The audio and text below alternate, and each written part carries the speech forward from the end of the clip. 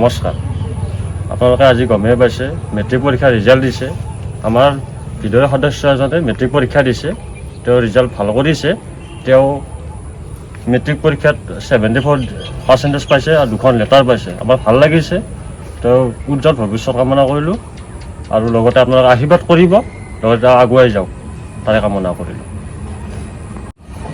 আমাৰ টিংকুৱে ক'লে যে তেওঁৰ ৰিজাল্টৰ কথা, আমাৰ গোটেইকেইটাৰে ভাল লাগিছে। আমাৰ পৰিয়ালৰ সদস্য গমেই পাইছে, আমাৰ পৰিয়ালটো হ'ব বেছি দিন হোৱা নাই, 2 দিনমান হৈছে।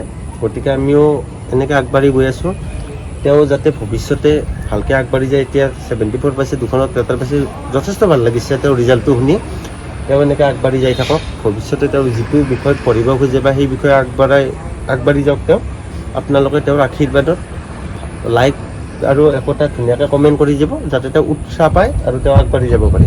বাকী প্ৰব্লেম একো নাই। ধৰি লওক আপোনাৰ মমৰ পোহৰত পঢ়া, ধূপৰ পোহৰত পঢ়া, ধৰক ককায়েকৰ বিড়িৰ পোহৰত পঢ়া, জুনকাৰ পোহৰত পঢ়া, এইবিলাক একো নাই।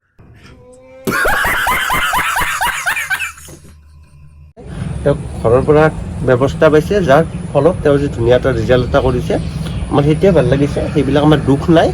তেওঁ ভাল কৰিছে, ভাল লাগিছে। আমাৰ পাৰ্টি চলি আছে, ৰাতি আৰু ডাঙৰ ডাঙৰ খানা আছে। বাকী আপোনালোকে তেওঁৰ কাৰণে তেওঁক আশীৰ্বাদ হিচাপে আপোনাৰ ধুনীয়াকৈ কমেণ্ট কৰি দিব। তেওঁ নিশ্চয় উৎসাহ হ'ব, আমাৰো ভাল লাগিব।